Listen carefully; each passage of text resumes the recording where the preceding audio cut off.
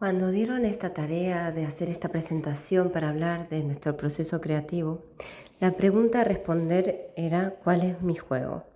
Al ver las presentaciones de mis compañeras, donde solían comenzar con imágenes de su infancia, pude darme cuenta que mi juego empezó de adulta, porque en la infancia era molestar lo menos posible.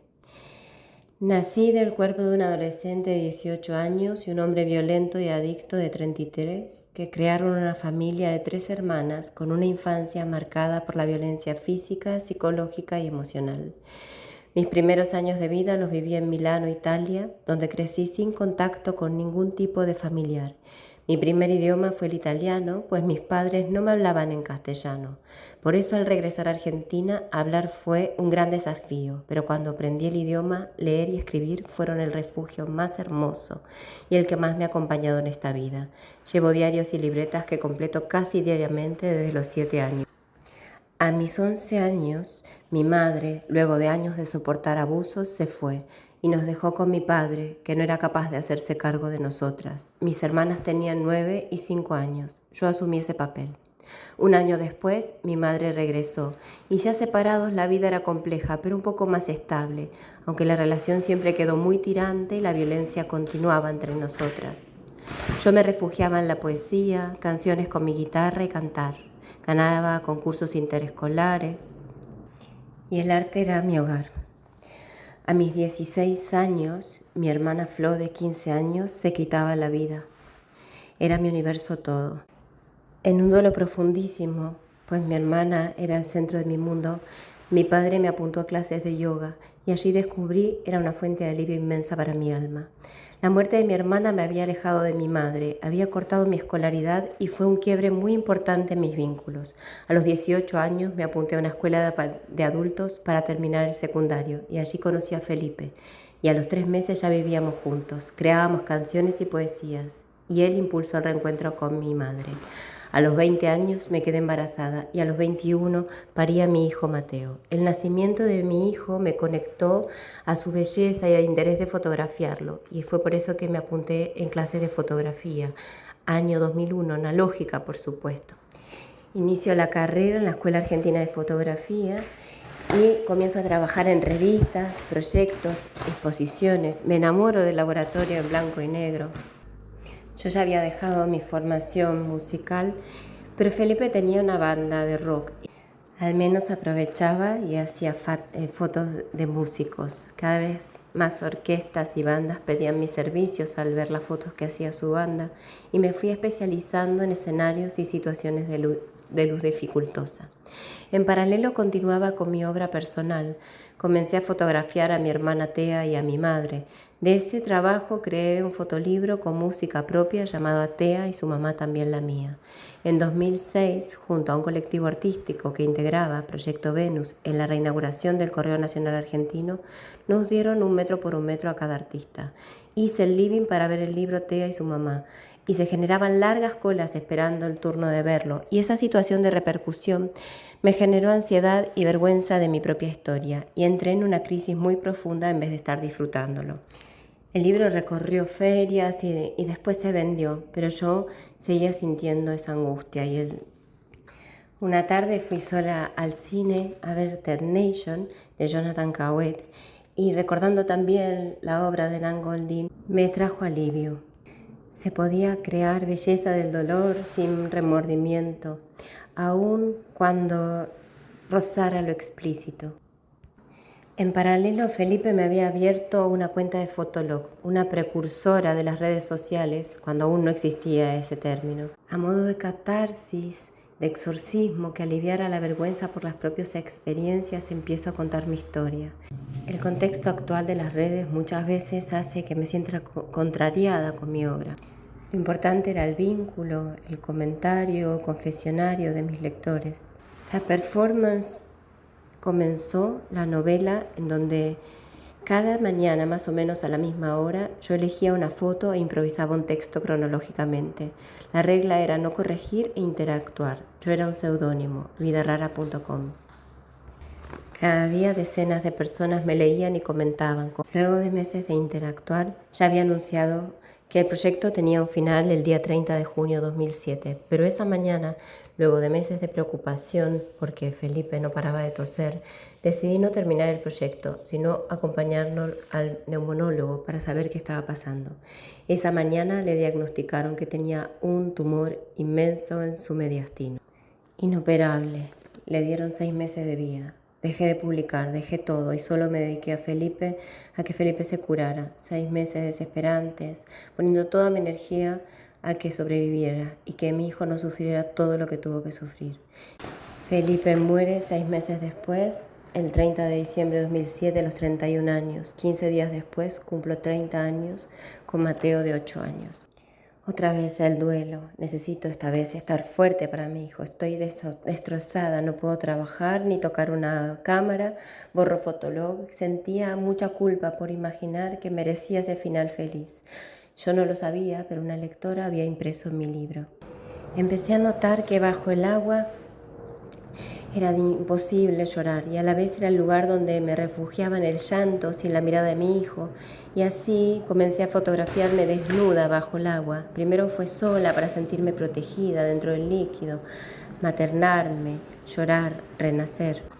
Poco a poco mi hijo también quiso entrar al agua y fue más un juego, el sentir que bajo el agua podíamos crear emociones, cercanías y bailes. A este proceso comencé a llamarlo proyecto amniótico y a la vez no me importaba tanto la calidad de la imagen. La obra era ese proceso de juego que vivíamos bajo el agua.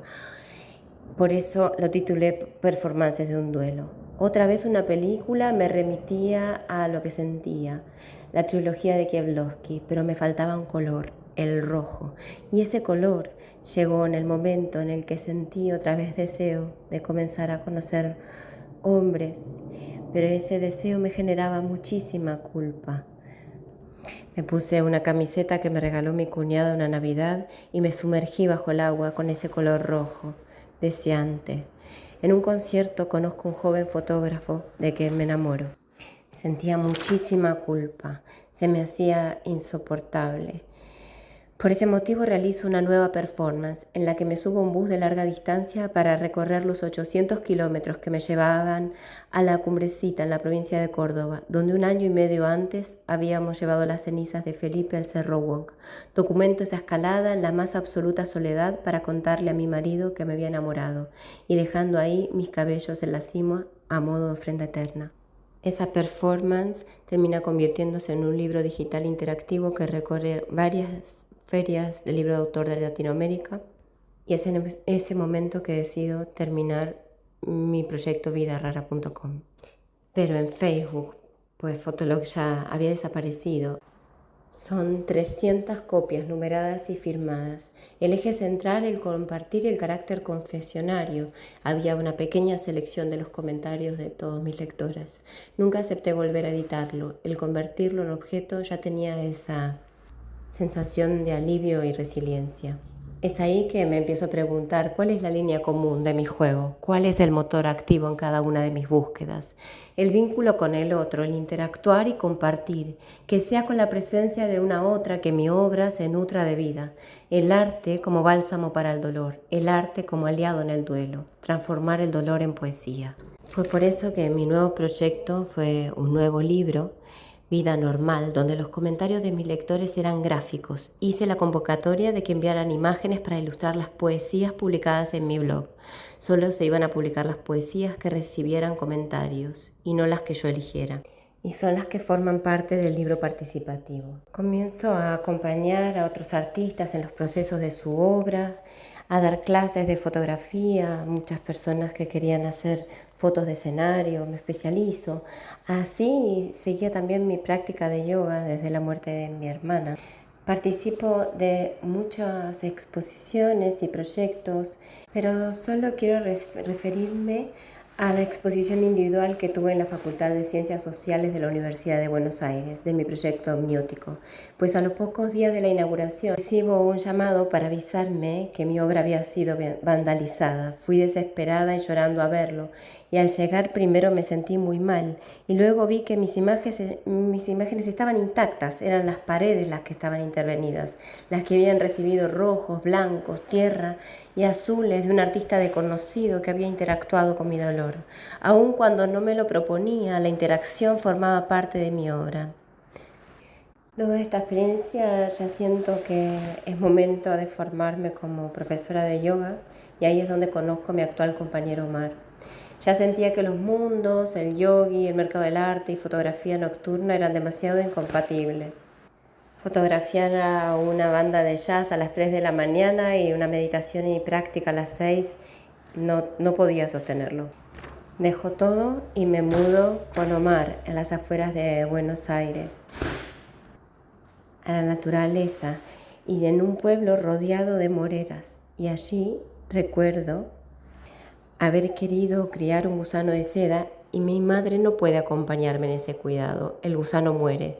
Siento que necesito cuidar de un gusano para completar ese círculo roto en el cuidado. Compré una decena de huevos en internet que resultaron ser casi 1.300 gusanos, a los que crié, cuidé, alimenté y protegí durante todo su ciclo. Y durante ese proceso meditativo me di cuenta de que lo que quería era tejer esa seda de los gusanos para proteger el amor que había descubierto con Omar. Inicia Proyecto Seda, mi juego importante e inacabado. Comencé a investigar cómo desarrollar la seda sin asesinar al gusano, cómo cocinar los capullos permitiendo que nacieran las mariposas y que el ciclo volviese a comenzar, y al mismo tiempo aprender a hilar el vellón, creado con uso y luego con rueca. Todo este proceso de sericicultura investigado y creado de forma autodidacta. Descubro que estoy embarazada, lo cual me confirma que en realidad la manta que tejía era para abrigar a mi bebé. El embarazo, la crianza, el estudio, el trabajo y luego la migración hicieron que el proyecto se fuera posponiendo, haciendo que quedara inconcluso a día de hoy. Pero me confirma que el fruto de ese amor es Mora, mi hija. Mi juego principal los últimos años ha sido crear talleres y acompañar a otros en sus procesos, de forma individual, grupal, y ahí estaba puesta mi creatividad. Y el año pasado decidí que iniciaba el camino en esta formación de arte terapia y arte comunitario para principalmente volver a pensar en mi juego, en jugar, crear y tejer sin expectativas ni pretensiones. Descubrí que mi juego empezó tarde, que soy una adulta que disfruta de su trabajo creativo con niñas y adultas, y que esta formación me está regalando la posibilidad de volver a darle una nueva vida a mis fotos, a mis tejidos. Para esta presentación hice un ensayo y convoqué a muchas mujeres que vinieron a darme su apoyo y ayudarme a descubrir por qué inicié este camino. En este proceso que estoy viviendo es la de crear red, de volver voz comunitaria. Quiero ser un puente para visibilizar a mujeres, que se vean, que nos veamos, que estemos juntas. Que mi arte sea compartir, tejer con amor y dignidad. Gracias, compañeras, por acompañarme en este hermoso camino que iniciamos, de crear desde lo grupal como sostén del proceso creativo. Y aquí estoy en mi cumpleaños número 48, jugando en la playa. Gracias.